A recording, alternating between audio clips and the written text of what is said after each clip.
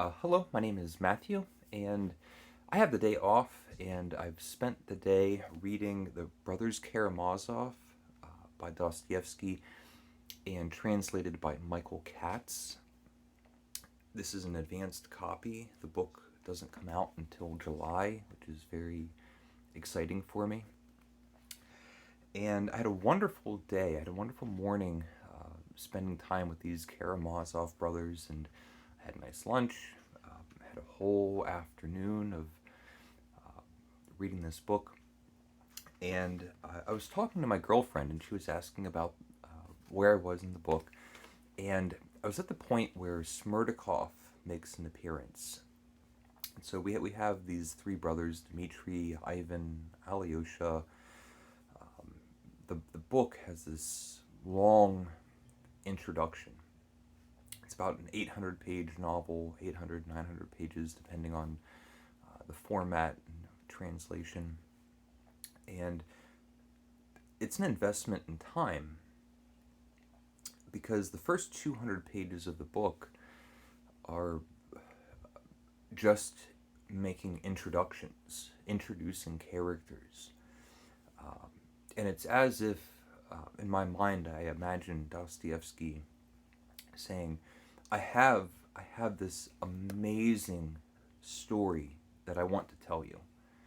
But before we even begin, we have to I have to give you all of the elements, all the backstory before we can even begin telling the story.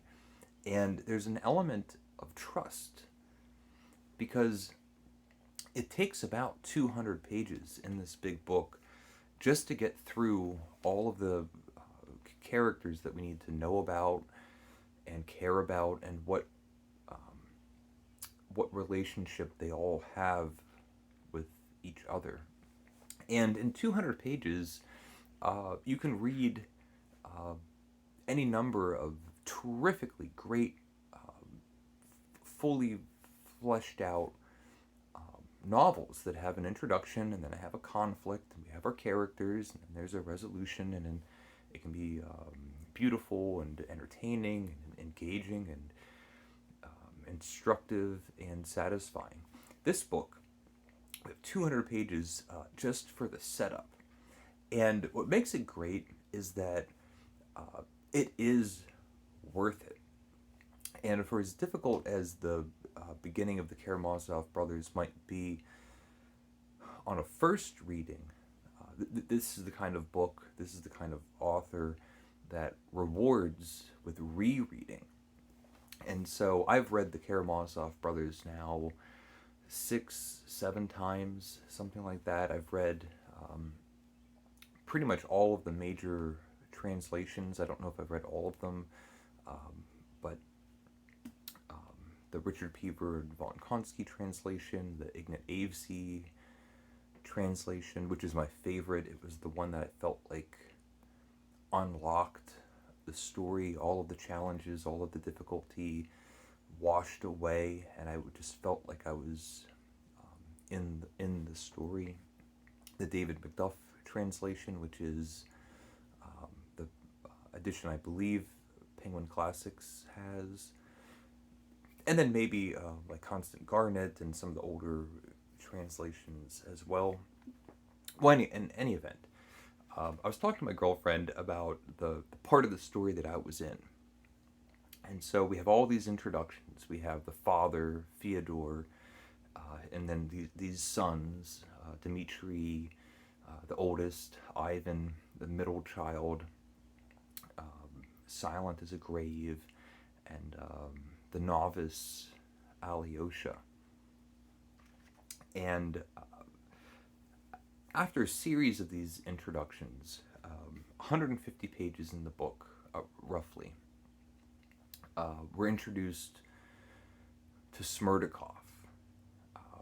And just when you think that these characters couldn't be any more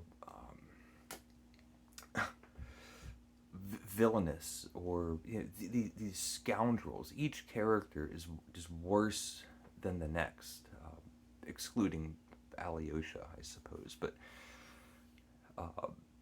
these are really unlikable characters, broadly speaking. They all have an appeal in their way, and they're not all bad. But then we get to Smerdyakov and his backstory, which is worse than everything that we've read up until this point, everything that we've learned up to this point. And we get this story of a young girl, a holy fool, as she's described in this translation. Mentally challenged, has some limitations. And she's described as nearly walking around town naked, just wearing a light shirt, even if it's in the middle of winter. The town embraces her and empathizes with her. They try to get her housing or give her food. If she's given a big coat, she'll immediately give it away. If she's given lots of food, she'll donate the food. If she's given money, she'll donate the money.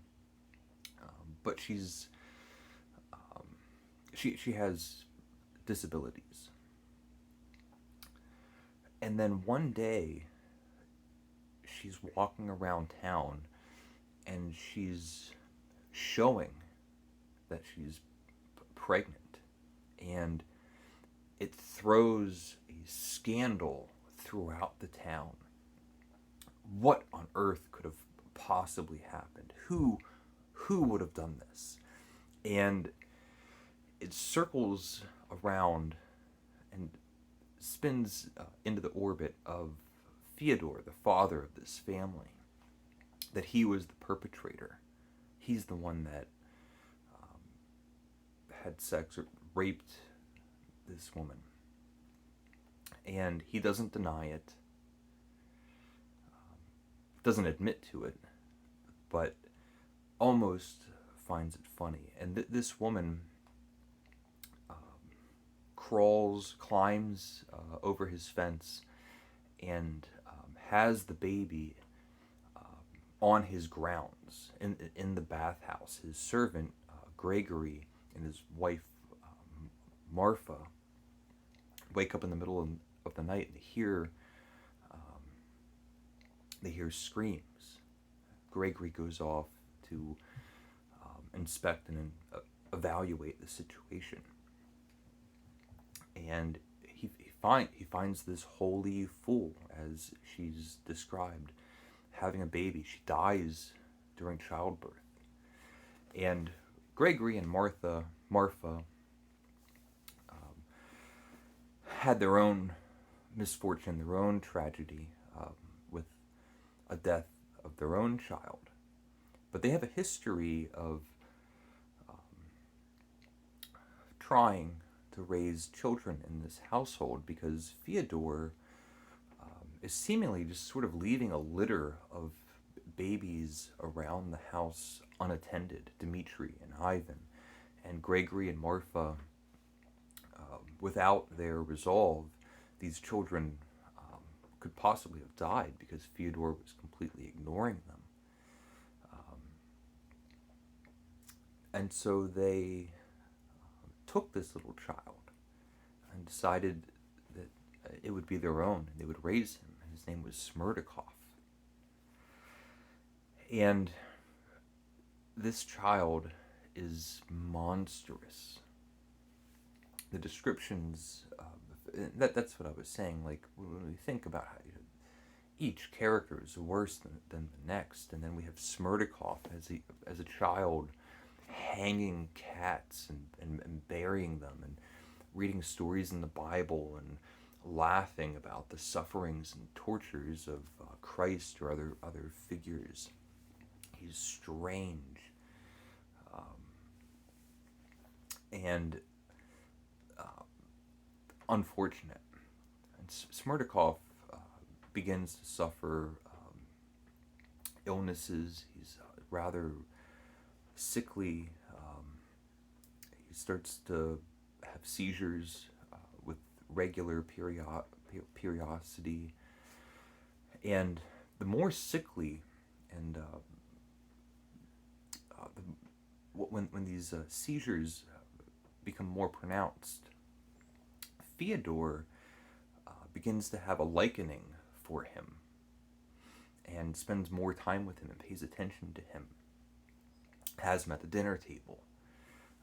He sees Smerdakov looking at his books, and this is a very literary family, by the way.